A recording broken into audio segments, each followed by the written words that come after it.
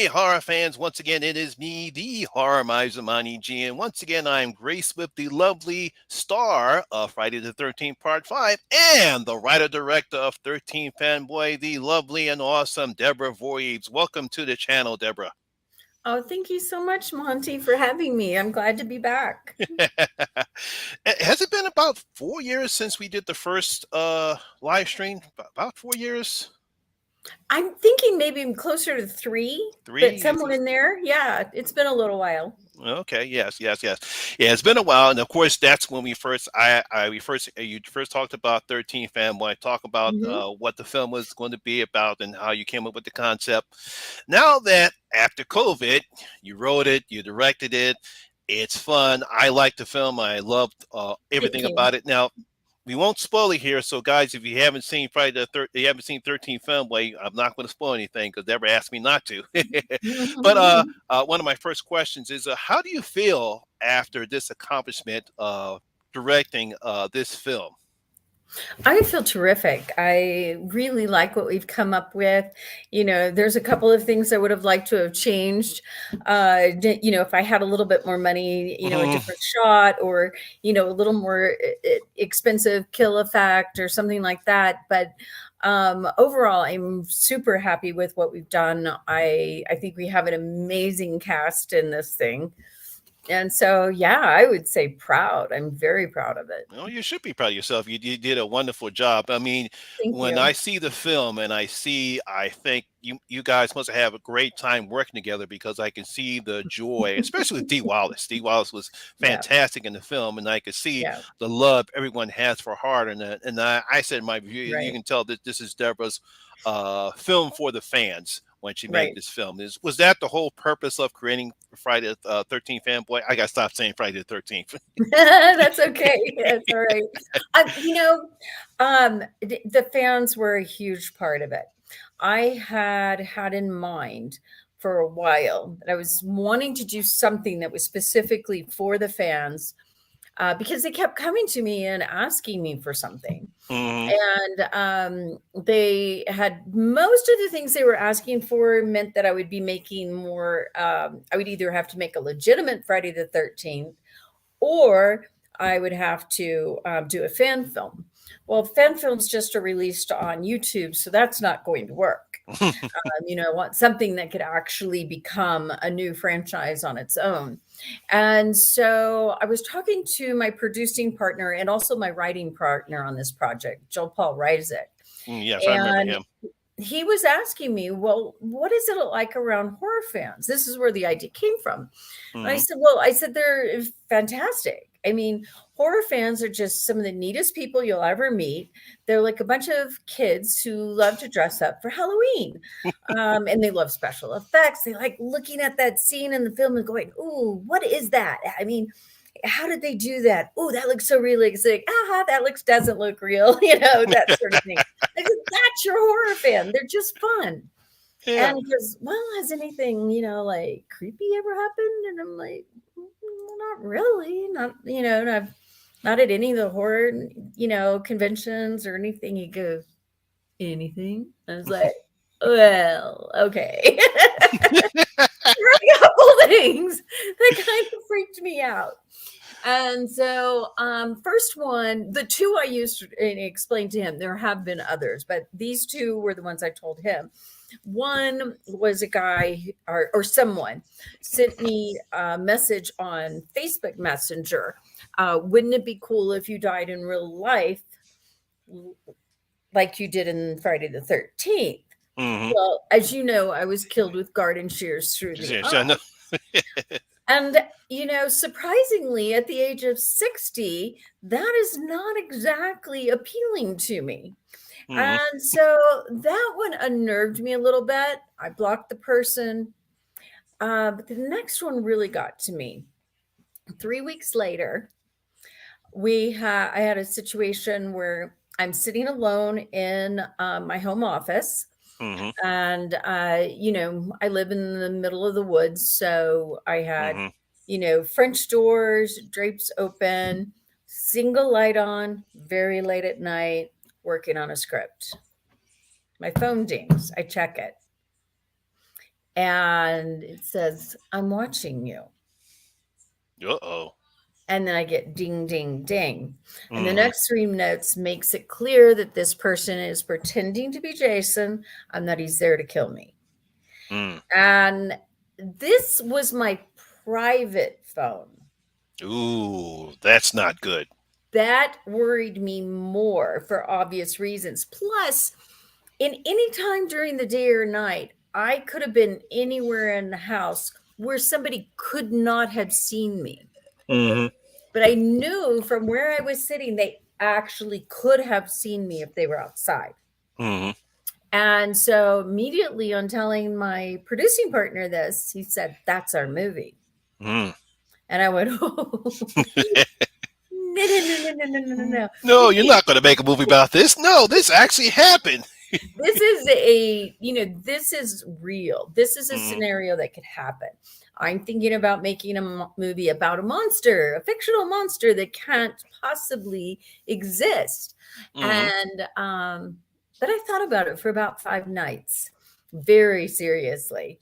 And I realized, oh my gosh, he's right. This is our movie. And so we started working immediately on putting it together.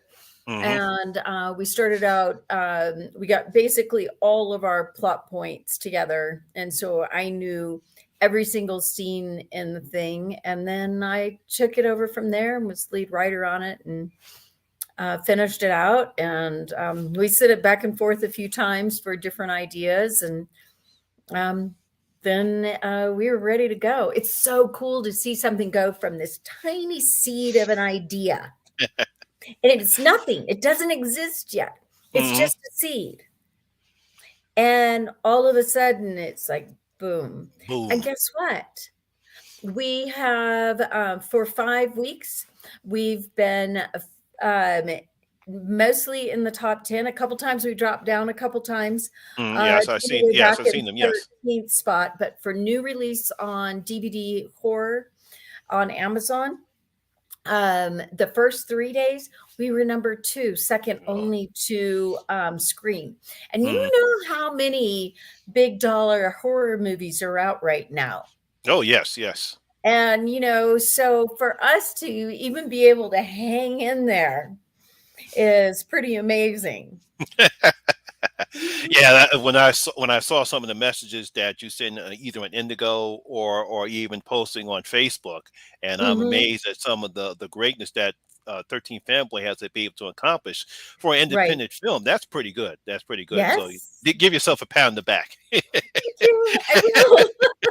I feel pretty proud of it. That's for Uh-huh. sure. Okay. One of my good friends, Gory B Hmm. Movie from a Horror Addict, she's in the chat right now. And as I told you Hi, last Corey week, B. yeah, Mhm. you won a Oscar for best fan film, and I told them about it, and I'm going to let Goring know right now. If you want to send her the award, she's willing. She's willing to take it. Oh, very cool. Well, thank Mm, you so much. I mm, do want to say that I'm very grateful for that. That's just so neat. I will say we are actually not a fan film. A fan film is something where yes. they're pretending to be a Friday the 13th, Hmm. and it can only be released on YouTube. But we, of course, are being released worldwide. And Yes. it's a completely unique and different story. Oh So, yes, that it was. That it was. One of my other questions, mhm. I was going to ask you. You kind of asked, you kind of answered it, but I'm gonna just gonna ask anyway. How was writing this script, and would you make any changes now after you've completed? Would you make any type of changes now since it's been completed, as opposed, when you were doing writing it? Right. I think one of the things that I mean, right now, of course, I wouldn't actually make any changes, Hmm. but at the time, I think what I would have liked to have done was to do a second film and bring the Kane and Jennifer story Hmm. into that one and expand on it, Hmm.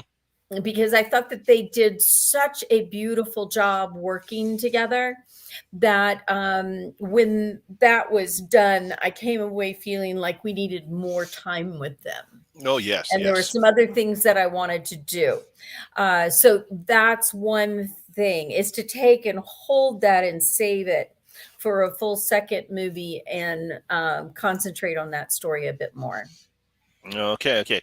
Guys in the chat, if you have any questions to Deborah, I'll get my words together.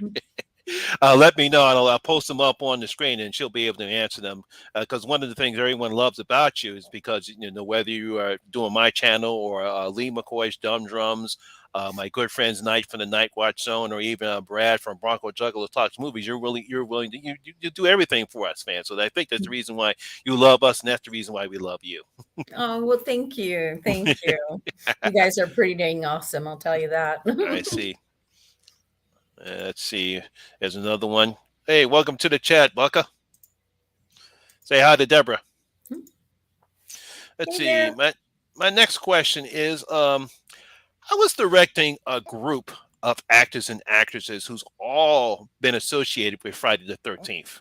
Right, right. Well, except Dee Wallace, who was, of course, but that was Halloween, so it's all Yeah, slashers. yeah, it's all slash. Yeah. Halloween and Friday the 13th were basically sister films, right? And so it was really, really neat because it was like directing family and working with family. Everything, have you ever been to those reunions where you're sitting there and you're talking with people and it's a big family reunion and people have come from everywhere and there's cousins and a couple uncles that maybe you didn't get to meet before and you're like, oh, and that's your uncle so and so, that's your dad's oldest brother, he lives so and so, and you go and meet him and he has these aspects about him that feel very familiar and you know who he is even if you haven't met him. That's how it felt. It felt like family. And I loved working with every single person from the franchise. It was really amazing. And, of course, Dee Wallace was and just mind blowing. And then working with some of the new guys. I mean, Vincent DeSante is an amazing Oh, yes. stuntman. He's an incredible stuntman. Andrew Laity, he's a terrific actor in fantastic eye candy. And Haley, she's a total badass. Do you know that Haley did every single one of her stunts? And you did see, she had an intense fight scene. Oh, yes. Oh, yes. I'm going to talk about her later on, too. Yeah, yes. I actually did like her. And you can see what Gory was saying about what she loved about the film was Haley Greenbauer. Yeah, I thought she was a terrific final girl in the film. Let's see. My next question is going to be, as a woman director, what advice would you give other ladies who want to become women directors themselves? I would say, first of all, don't worry whether you have a penis or a vagina. You're going to be fine no matter what. That's a good one. What you need to do, the best advice I can give to any filmmaker is you've got to do this yourself. If you're running out there and asking, particularly for the ladies, the big boys, to give you a job, it's probably not going to happen. So don't let that be the determining factor. Go out and make your own movies. And if one day your phone rings and the big boys want to hire you, great. But if they don't, guess what? You already know how to make your projects come through and you already know how to take control. And guess what? Now you're the one in charge and you get to hire the boys if you need them. And the girls. Don't forget the girls. Oh, yes. It's, because what I like about the film and with women directors, I think they treat their women actresses more respect as opposed to some male directors do, especially now as opposed to back then, because as we all know how women were treated, back during the 80s. But I think now we're seeing a more stronger point toward women characters. Now, obviously with Scream and some of the other horror films that come out now, we see more stronger female characters in this one, especially with Haley. I think she's definitely a good, strong female character. Yeah. All right. Got your first question from the chat. What made you decide to have Corey Fellman play the sleazy producer as opposed to being himself like some of the others? Great question. Initially, I had wanted to have him play himself. And so Mm, as we gathered our cast, I was writing roles to fit that person. I wanted mm-hmm, to make sure that since they were being asked to play themselves, mm-hmm, albeit in a fictionalized situation, it needed to be them up on the screen. And I don't know if horror fans really have fully grasped or appreciated actually meeting their horror icons as they really are. mm-hmm, So each person, so look at each person I used. Tracy Savage. She really was a broadcast journalist out of LA, and she really did cover the O.J. Simpson trial. She really was a broadcast journalist, mm-hmm. uh, teacher, instructor in art, in college in the LA area. So each person was given something. Kane and his very emotional scene. That story about his dad was true. That was Ooh, real life for him. yeah, because it looked like he was really being serious in that scene, and I was saying to myself, "Wow, this is good. We never see that sign of Kane Hodder before." Right. Mm, Absolutely. Um, and now I feel like I may have gotten off the subject of the question. Tell uh, me the question one more time. let me see. Oh yeah, he said, Corey Fellman. Oh, You know, what made Corey play the different one? Okay. The okay. point I was trying to get to is that um, Corey was actually the one who said that he didn't want to play himself. Mm-hmm. And so I would have done the same thing with him, is to create a character for him that fit him. Okay. And I'm really glad that he didn't, Mm-hmm. because it was like he had the bead on that creepy producer. And I laughed my ass off, because if anybody has ever spent any amount of time in LA, they've met this director more than Oh once in yes. more than one body. Mm-hmm. And it was like he pulled from all of his experience in Hollywood and poured it into that. And he's hysterical. Oh But yeah, it was a personal choice for him. And mm-hmm. I'm really glad he made that choice, Oh because yeah, because I yeah, cannot imagine anybody playing a funnier version of that character. yeah, because he really pulled some aspects of that character, and he was just like even though I had my little 15 minutes of fame when I did a little when I was did my clubbing days and during my little stint Mhm. Philadelphia Youth Theater.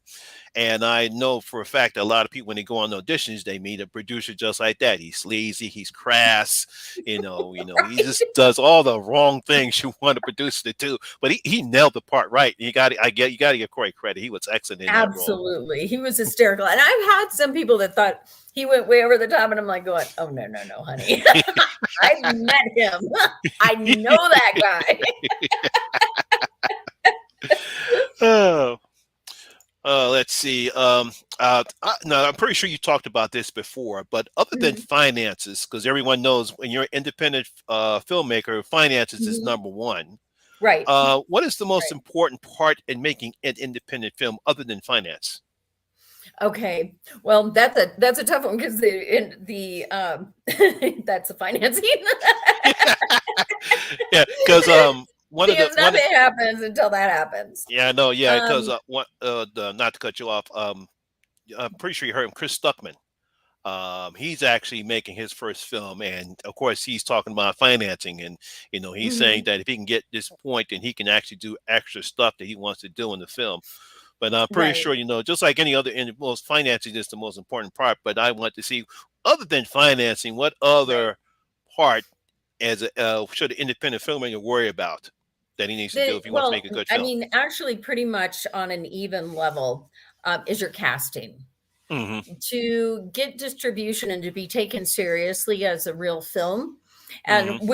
I'm not saying this is right or fair, I'm just telling you what's true, is you need at least two known names Hmm. for you to be able to do what you need to do. So financing, of course, is huge, and one of the most difficult parts of making a film. It's hard to get people to let go of their money, and I don't blame them. And then you've got to cast it right, because if you don't cast it right, those investors definitely won't get their money back. Mm-hmm. I Mm, mean, there's a rare occasion where a film will go on and do well without that, but mm-hmm. today in this environment, it's very, very rare. Okay. Let's see. Gory B movie has a question. She Mhm. says, how much of the conventional scenes were based on real encounters? The male fans featured seem very creepy. Are fans really like that to you? And are female fans any different? Overall, I think that the fans are very cool.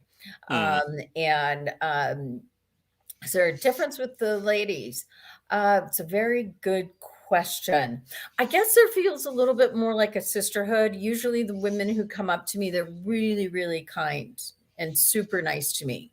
mm, And but the same goes true for the men. mm, But it's a little different, but both are very nice and very pleasant.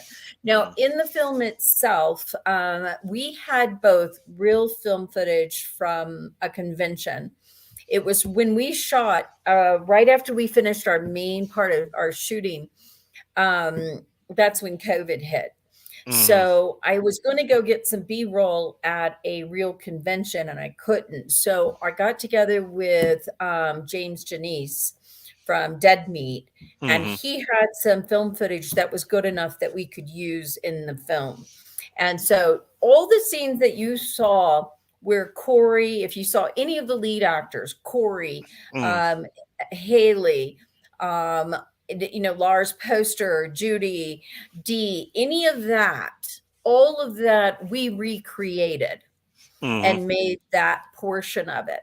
And the shots without for the most part, there are some that are an exception. Well, actually, there's quite a few, but several of we kind of married the shots together of the real convention and what we created. mm. And so I would say that fans are super neat.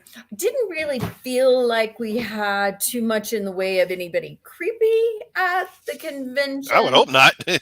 Yeah, no, I mean, and even in the film, Oh, in I the felt film. like Okay. it was more like in general horror Mm, fans, but everybody kind of looks at things differently and sees things a little bit different than others. So that's mm. kind of the neat thing about any kind of art is that everybody gets to come away with their own interpretation of it. So Yeah, that's going to lead to my next question. How was shooting going around when COVID hit? I'm pretty sure that did not make things easy. well, luckily for us, we had all of our principal shooting done. Oh, okay, And that's even good. our B-roll out of LA. The only thing we didn't have was those convention shots. Hmm. So yeah, we were very lucky to have that done and in the can. Yeah, I see. See, next question from the chat is there any other horror franchise you really like to take a stab at?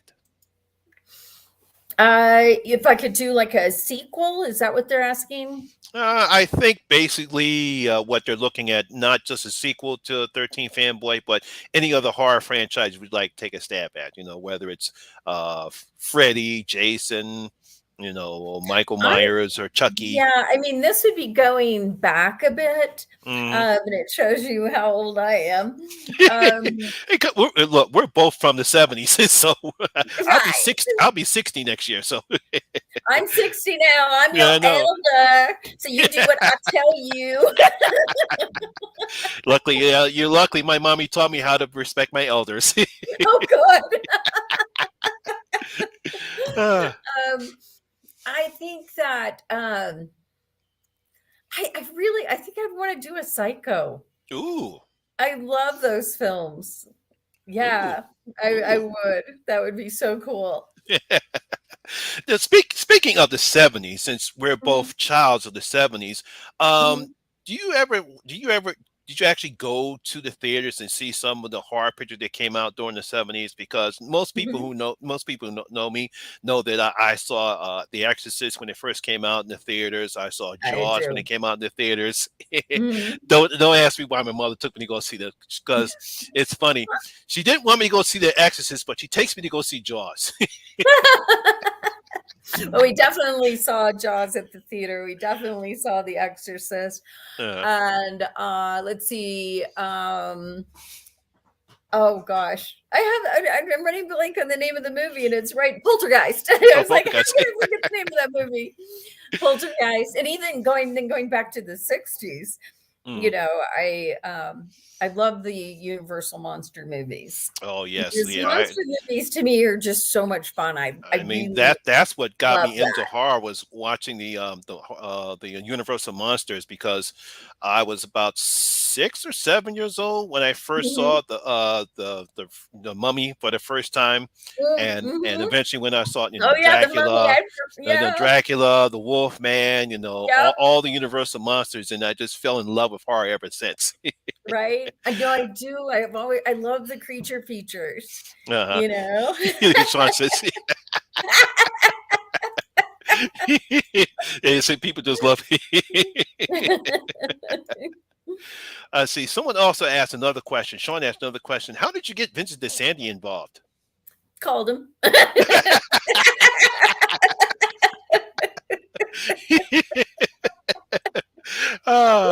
Ah, that's a good Yeah, I one. called him and told him what we were looking at doing. I knew of course, his work from Never Hike Alone. Hmm. What I was really interested in was his ability as a stuntman. Yes.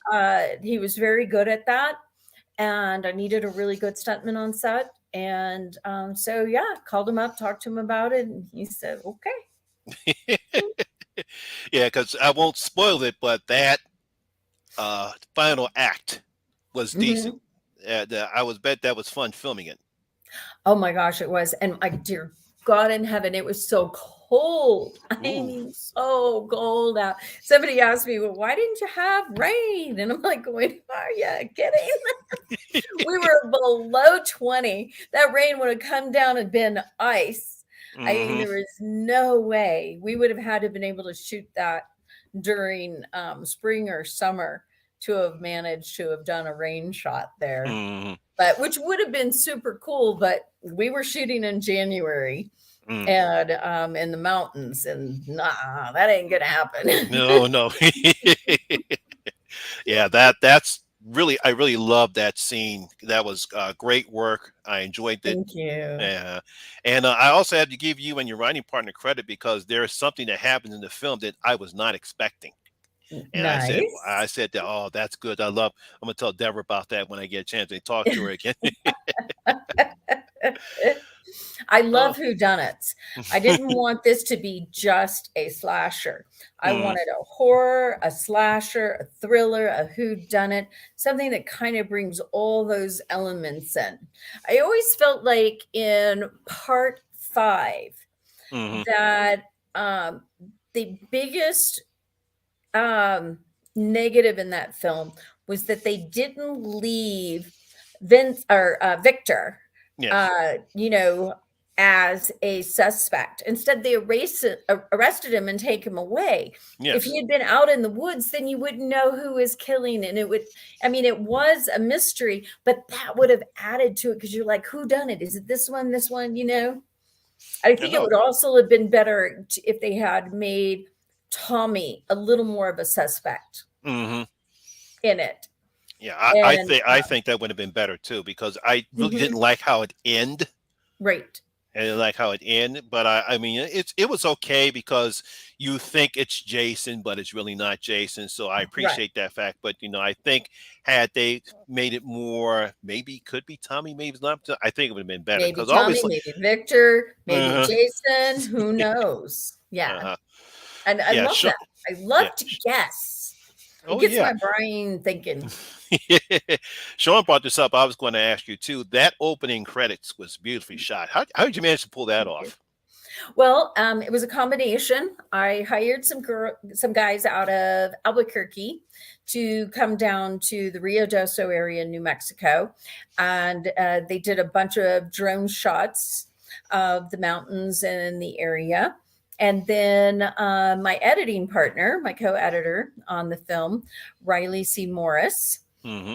he created the opening credits from that, and I love the opening credits. I think he did a great job. Yeah, Gory, she's a fan of part five. Oh, nice. Okay, my next question is going to be is it better being an actress or a writer? Why between those two? Director is the best. Uh, I love directing. That is my number one most favorite thing. mhm, As an actor, it's a little bit more relaxing sometimes, not always, mhm, but a director has so much going on. Now, I'm not talking about somebody who has like a lead role because that can be really intensive, especially if it's dialogue or action intensive or something like that. mhm, But writing, I enjoy writing too. That part is very solitude and alone, and I'm kind of a bit of an bit inward. I don't, yeah, I'm not necessarily an extrovert, which most people are very surprised by because I present myself as though I am. mhm. But you're And not. You consider yourself more of an introvert? yeah, I am. And Okay. I actually never considered myself one until I was finally given the definition and how to know which one you were. Mhm, And it is simply that if you're around large groups of people and you gain energy, you're an extrovert. If you mhm. lose energy, you're an introvert. I lose energy. After I'm around large groups of people, I need some time away in solitude and quiet Mhm. to kind of regenerate. And I regenerate when I'm alone. I love being by myself. So, Yeah, Danny says you rule. Well, you do. yay! You do rule. In my own little world, I'm the ruler. Now, I wonder if people know about this about you because 13 Fanboy is not your first time behind the camera. Right. Yes, there is a film called Mhm. Billy Shakespeare. That's right. Uh That's right. That was my first film. I consider that me getting my film degree. huh. I made a lot of mistakes. I So, got a lot of things right. But I had a blast doing that. And plus, I also did catching up. I did a lot of shorts. I've done yes. lots of music videos, live Hmm. shows, live dance shows, live music shows, live theater, things like that as well. And all of that was getting my chops up and getting me ready. Because when you're an independent filmmaker, you really need to know intimately how to produce, Hmm. how to direct, how to run sound, how to, because if you need to run sound, you just may have to take over because you can't necessarily just go grab somebody. You Hmm. need to know about writing. You need to know about lighting. You need to know about color grading. You need to know how to chop it up and turn it into a movie. You've got Hmm. so much that you have to learn. It's not just a matter of you don't just walk up there and just start directing. You've I got a see. lot of things to learn. And so I spent a lot of time teaching myself and giving myself my own film degree. Yeah, that's good. That's good. Was there any difference between directing Billy Shakespeare and 13 Fanboy? Oh, huge. Yeah. Mm. Much different. One, we had money. And I mean, of course, we did make some money with Indiegogo, but we couldn't have done all of this on Oh, just that yes. money. Hmm. We definitely had to raise money through investors as well, and so yeah, having money, I mean, I had way more knowledge. I knew, what we absolutely had to get, and what had to happen. I had spent enough time that there's one of the best ways to improve your ability as a director is to direct something, then sit down and try and edit it, and then Hmm. go back and direct again because you're going to go, ah, shit, I missed that. I missed that. Oh, I should have Sounds done that. sounds sounds like Yeah. some of the things I say when I try to edit my videos, and the sound doesn't come off right, and I'm busy cursing up a story. I Right, said right. no. I Or understand. it's like when I render the video and the video just turns to crap, and it's like you gotta do all the crap all over again. It drives my Right. wife crazy. Ooh, I Okay, bet. Sean says, was it difficult doing your scenes as an actress in 13 Fanboy and directing those scenes? Great question. Sean, that one I was really worried about, Mm. honestly, because when I'm directing, I'm in my analytical brain. Mm-hmm. And that's very different than my acting brain, which is an emotional brain. Mm-hmm. Because you have to be in there with the emotion. And so what I was worried, like, how do I do the two? How do I go directly from one to the other? Well, I made a couple decisions. One, I decided that I wasn't going to go back and check the monitor Mm-hmm. because I still needed to be able to perform and I didn't want to be distracted by my own performance. Mm-hmm. And so I was very, very meticulous and careful to let my DP know everything that I needed. I did do some reminders of, let's get this shot, or here, let's add this and let's add Mm-hmm. that, if I felt like I needed it. But I tried very hard to trust my DP to know what was needed to happen. And tried to stay in that emotional state because, as you know, it was a pretty, Intense intense, scene. Yeah. very intense. Yes. And I had been watching Vince as a stuntman for a while, Mm-hmm. and I'd seen how he was with other actors on set. And the interesting thing about the stuntmen who play the monsters in the movies, Mm-hmm. you hear fans say all the time how gentle and how sweet and how nice and how kind they are, right? Mm-hmm. And they meet them at conventions and things like that. What I tell people, it's because their real job is not to harm. Their Mm-hmm. real job is to protect the actors. And he did a brilliant job of that. And Mm-hmm. but we were able to walk through and block through it. And in that way, in some ways, it was easier than I anticipated, Mm-hmm. um, because I was right there. I wasn't trying to describe to another body, okay, you need to do this and then this. I Mm-hmm. could sit there and show him exactly what I was going to do, and we could go over his moves and my moves and work from there. So that was one place that it actually made it easier. But That's good. but in some of the other scenes, it was a little bit more difficult. Mm-hmm. Okay. Corey B has another question. Another Mhm. question. How did T Waz get involved in 13 Fanboy?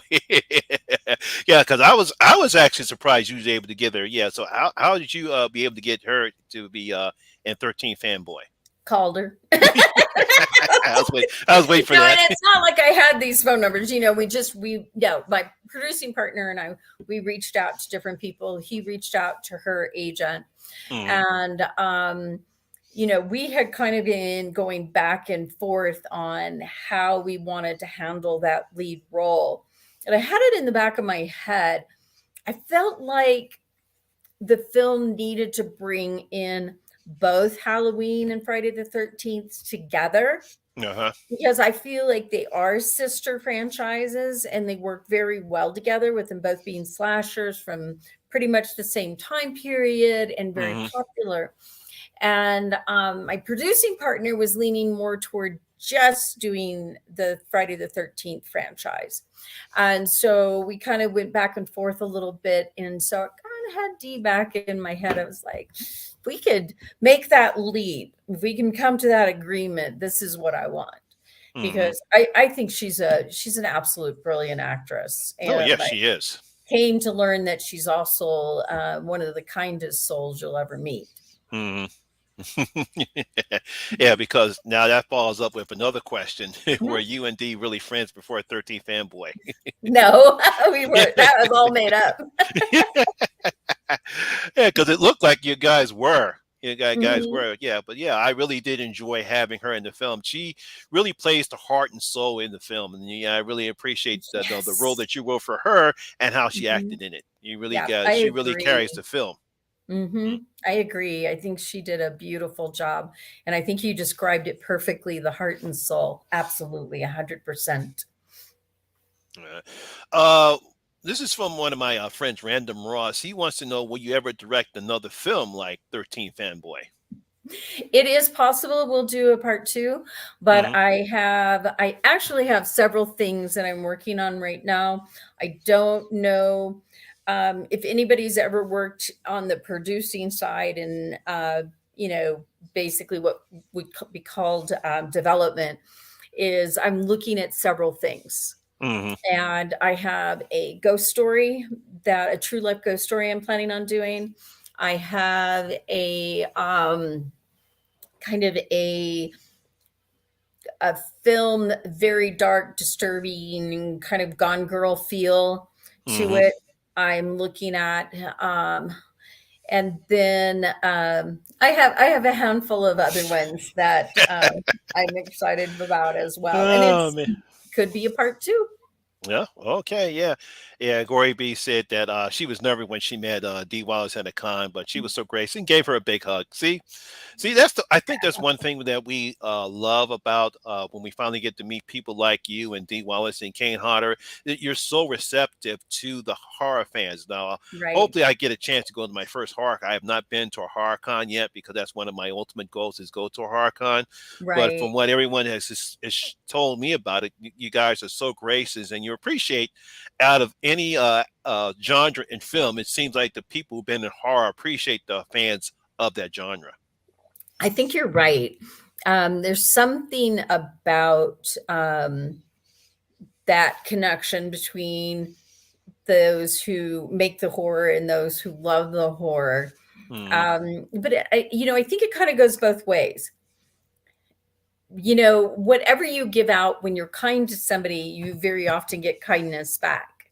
Hmm. And so it's like who started it? Were the fans really sweet? And so the horror celebs were really sweet, or was it the other way around?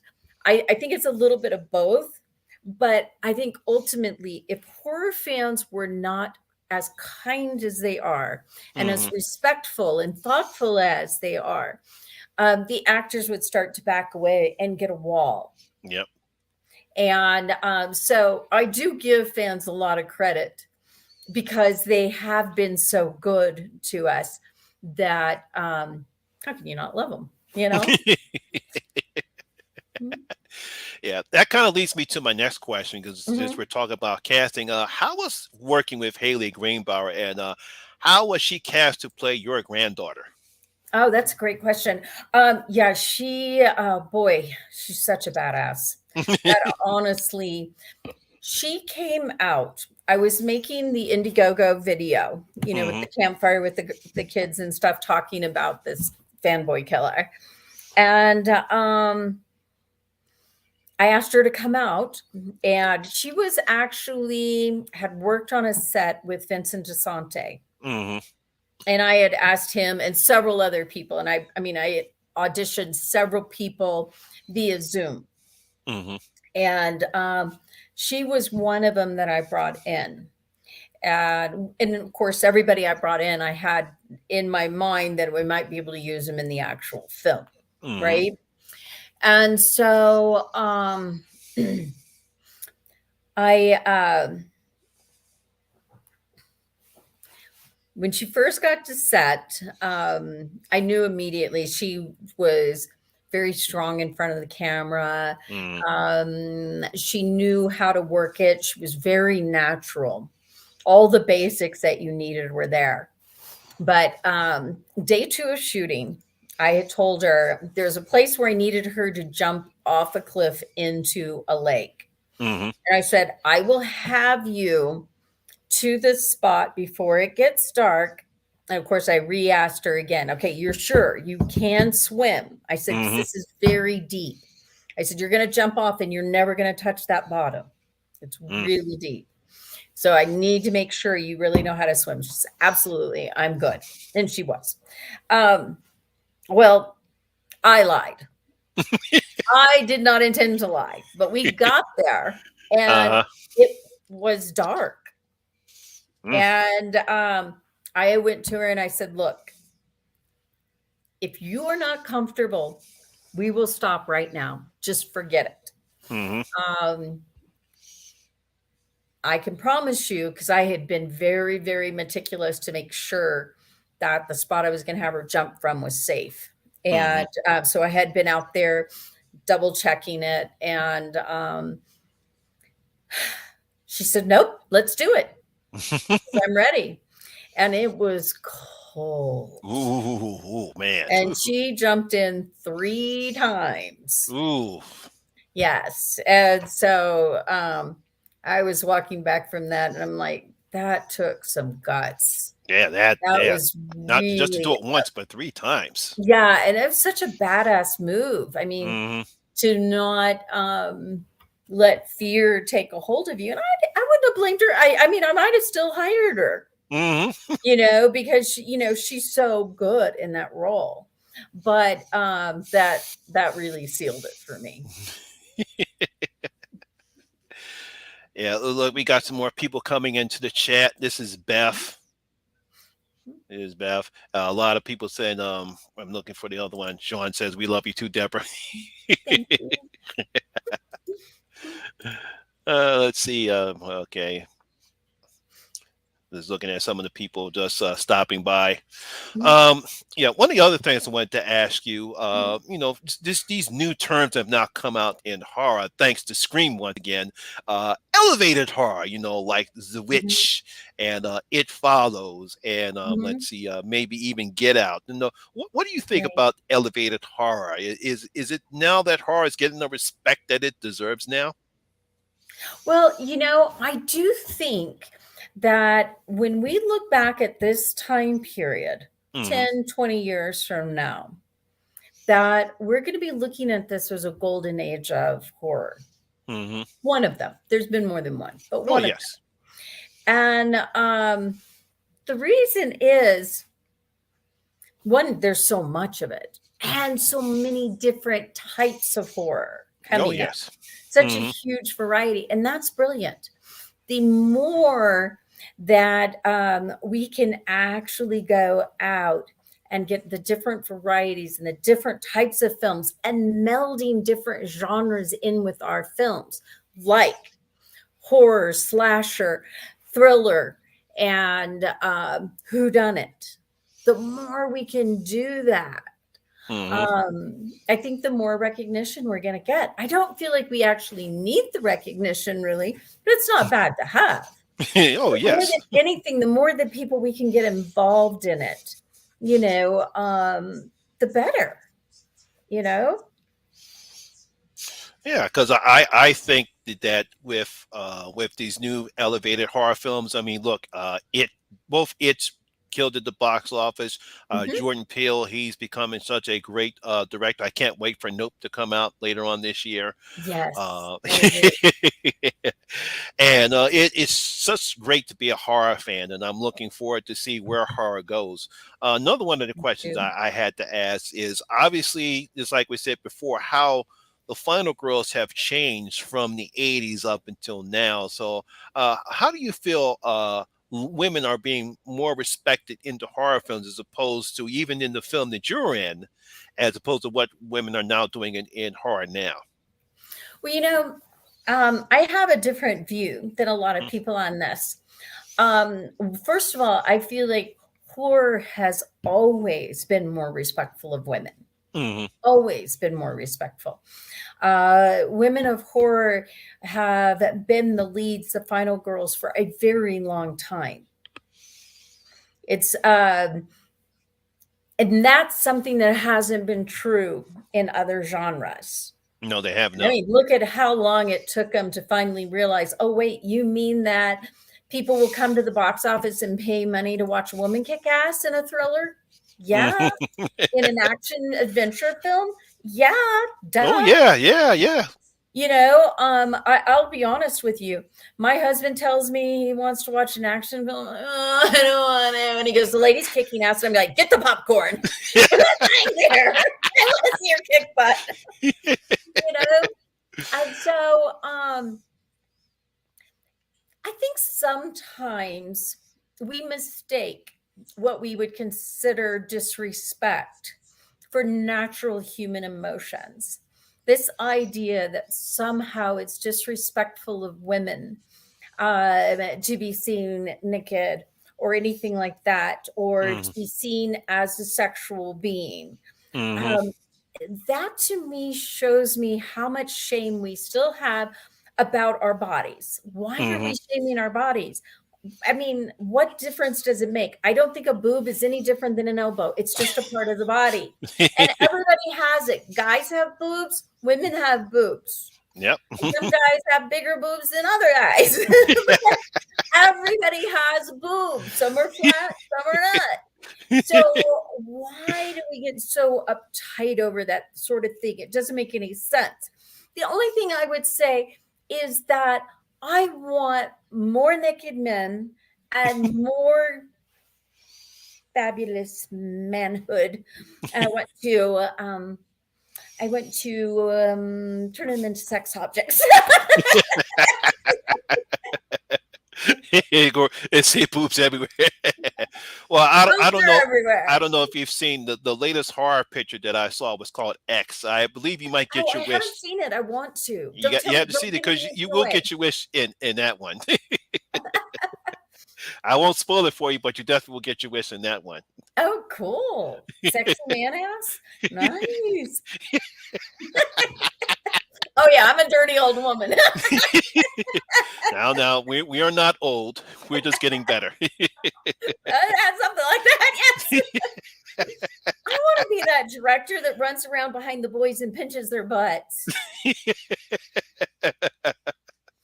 It's not uh, fair that everybody's so sensitive these days.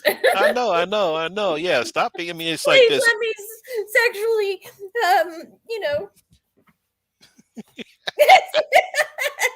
Come on, just a little bit. Uh, Beth Just a had a little question. sexual harassment. That's all I'm asking. Beth had a question. Do you think elevated horror broadens the genre to other audiences who might not be fans of horror? Absolutely. Hmm. Absolutely. I think a lot more people would be fans of horror if they really had a chance to see all the variety and the different types of horror. And also, if I've had some people will go, well, I don't like horror, and they'll say, then you'll mention a movie, and they're, oh yeah, I saw that. That was so good. Well, that was a horror movie. It was called a creature feature. So sometimes it's not so much that they don't like it. I think maybe some of people are a little more opposed to, like, non-horror fans of the slashers or torture porn kind of things. Hmm.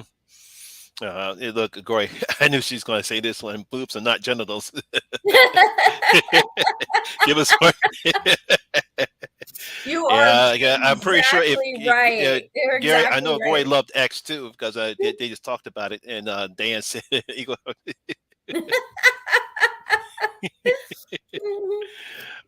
"Season my heroes and kids were all women in horror. I love Antina Friday the 13th." Yeah, because to me, I always like it when we see a stronger female lead kick Mhm. ass in a Yep, picture, and I think that's the reason why uh, Ripley was so much better in the Aliens as opposed to the first Alien because she really takes charge. It was the first time we right. actually saw a woman actually takes charge in an action Yep, film. We don't right. really get to see it back then, but now it's become commonplace. Right, Hmm. exactly, exactly, and it is fun. It is fun, and it really helped me understand why men like the action film so much. Hmm. Because as soon as there was a woman up there kicking ass, I was sitting there loving it. I started saying, "Okay, guys, I get you now. You're not just a bunch of Neanderthals after all." Or maybe you are, and so am I, because I'm loving this. Yeah, because when you take a look at the original Friday, I mean, the original Nightmare on Elm Street, how Nancy was able to read and set up the traps for Freddy. Right. Right. Yeah. Yeah. So one of the final questions before we wrap it up here. Okay. Obviously, no, I had the question in my mind. Now I forgot it. That's Maybe I okay. am getting old. I, I had the But question you right in can my mind. always ask later. it'll, You know how to it'll, find me. I know. It'll come back to me. Okay. Does anyone else have any more questions for Deborah before we wrap it on up? I'm pretty sure somebody will ask you one more question, and then the other question will come up to me. Come to me. Did I tell you guys that it's we're going to be on Showtime? Yes. Okay, I in know. I May. know you. I know you sent me that message, but yeah. What date is going to be available on Showtime? May. Oh man, yeah. May 1st. I think May 1st it's a pay-per-view kind of thing, and then on May 2nd. And it'll be on, I think it's they have it for 6 months. Hmm.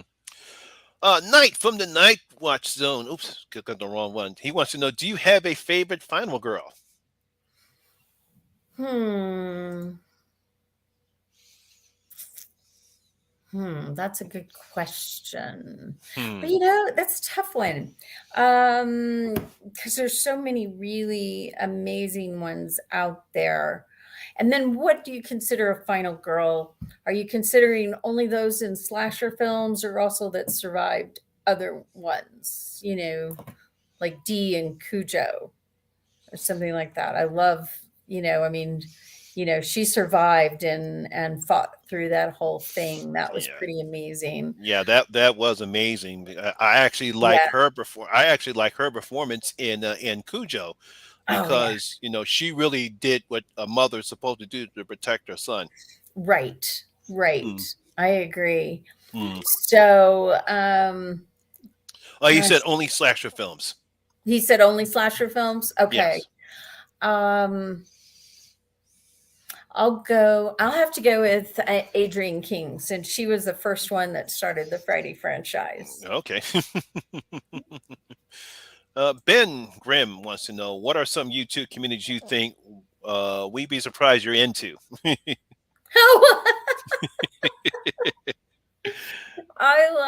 Okay, things that I listen to on YouTube. I do a lot of meditation, and so I meditate, and I using a lot of different YouTube videos, but I also do at night. I turn on the meditation music to last all night. Hmm. That definitely probably didn't know that. That would be a little different. I also like ghost stories. You Love like me? ghost stories. Yeah. uh, So there's that one about the ghost inside of me where the kids are remembering past lives and stuff. I just mm, started watching some of those, and those are pretty interesting.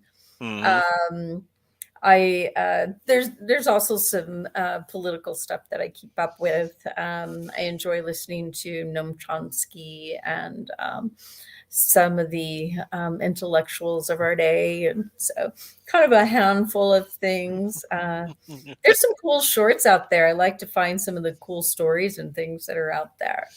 uh, yeah, I think what I'll probably do, guys, Danny and Gory, I'll probably get Deborah's where you want them to see her Oscar too. I'll probably get it from her, and then I'll send it off to you. Okay, that sounds Okay. great. Thank Okay. you. All right. All right. So I'm going to wrap it up now. So, guy, I know you're very busy. Mhm, Yeah, I want to thank you once again for coming on to my channel. Just one last thing, because I always like to mhm. do this. What events do you have planned coming up in the near future? Well, we're going to be, I'm working on getting several things lined up for promotions for 13 Fanboy over the next year. And I've got several things in the works, but things that I know right now, we have Blairstown on May 13th.